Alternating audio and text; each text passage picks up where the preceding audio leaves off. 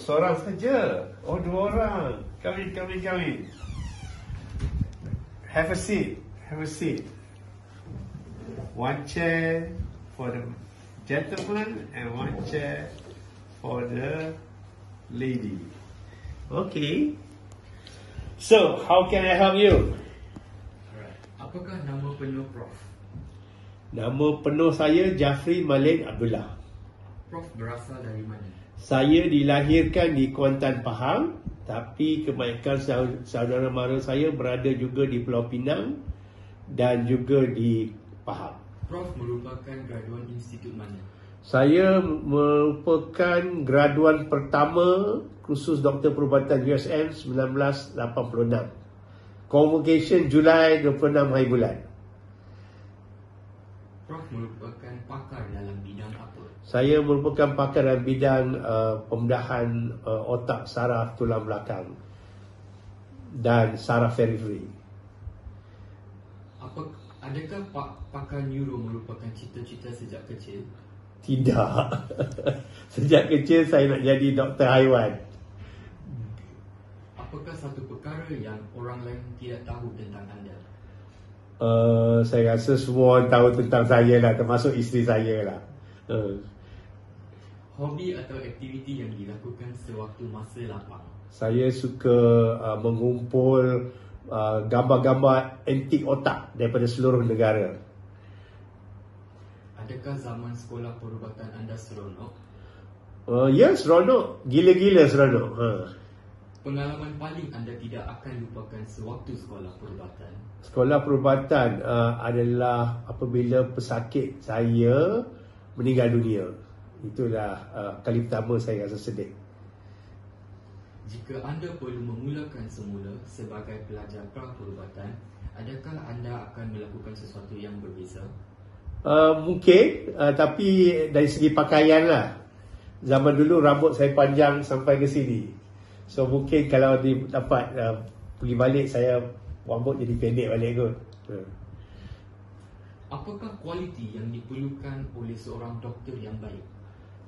Dia kena empati dan dia kena rawat pesakit supaya pesakit hidup lebih lama daripada dia.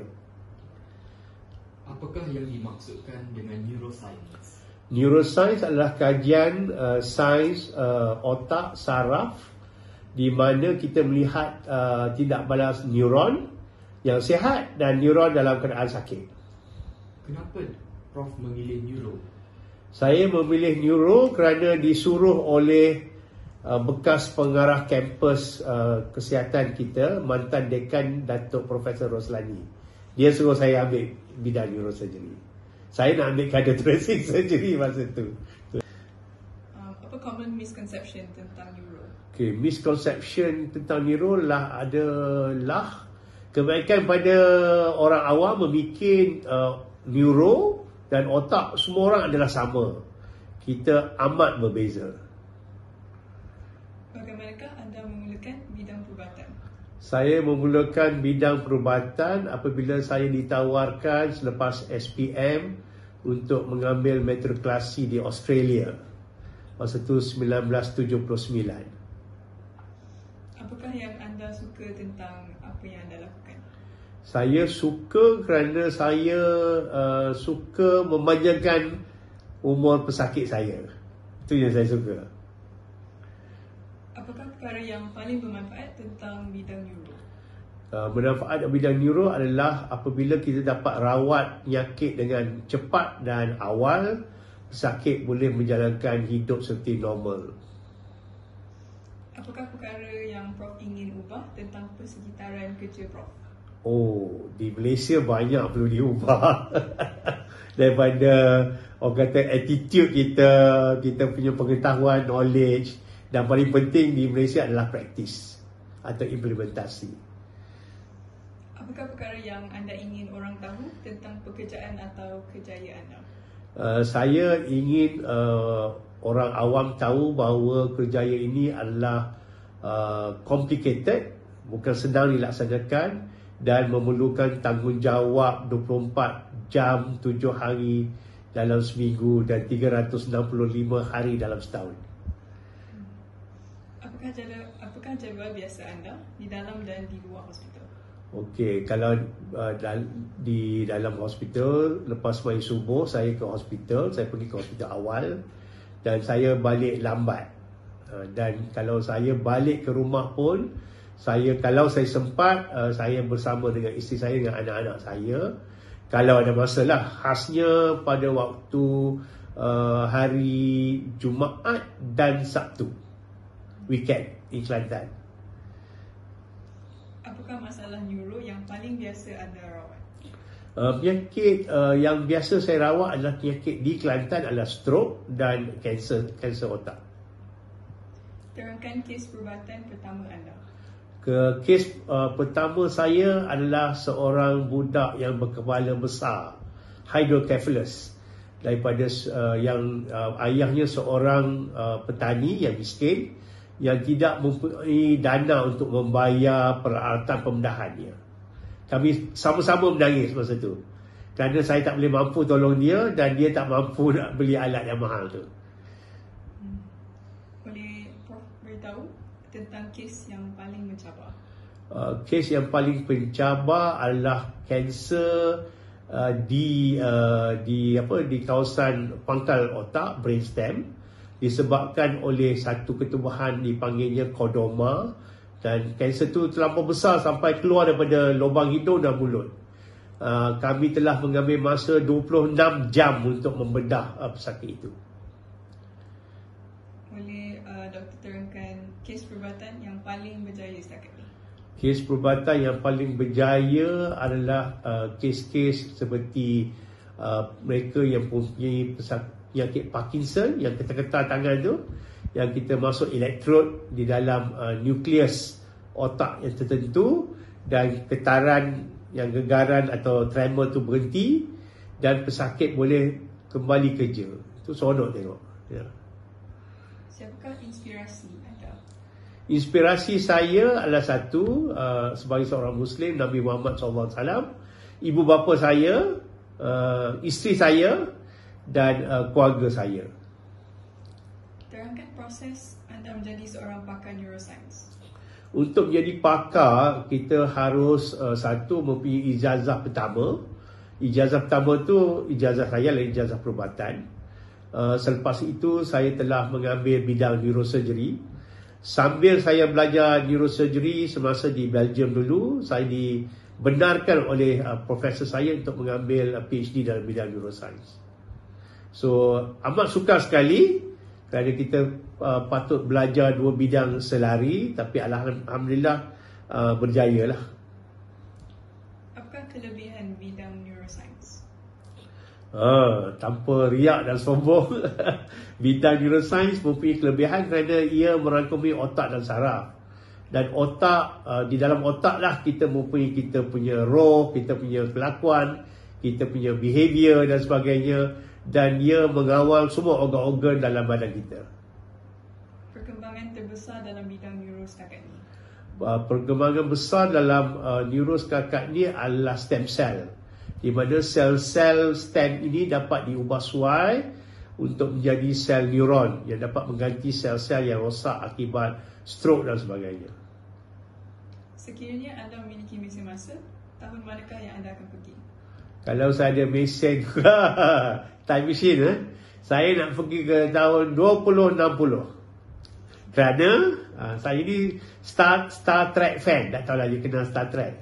Star Trekkie, saya Trekkie. So dalam Star Trek, kalau kita tengok tahun 2060, kita boleh go through the universe at the speed of light. So saya ingin melihat pada masa itu apakah perubahan sains, apakah perubahan konsep kita kepada agama, dan apakah perubahan kita kepada rawatan penyakit. Mungkin masa itu tak ada orang mati pun, saya tak tahu. Wallahualam. Apakah projek terkini anda? Projek terkini saya adalah cuba merawat kanser otak menggunakan sejenis virus yang dipanggil Newcastle virus. Dan sekarang ini dalam proses pelikan dalam haiwan rodent dan non-rodent. Apakah achievement terbesar anda? achievement terbesar saya adalah apabila saya dapat memulakan 9 kursus neuroscience klinikal dan neuroscience kegunaan dan fundamental di USM. Bagaimanakah idea untuk Brain and Behaviour Cluster tercetus?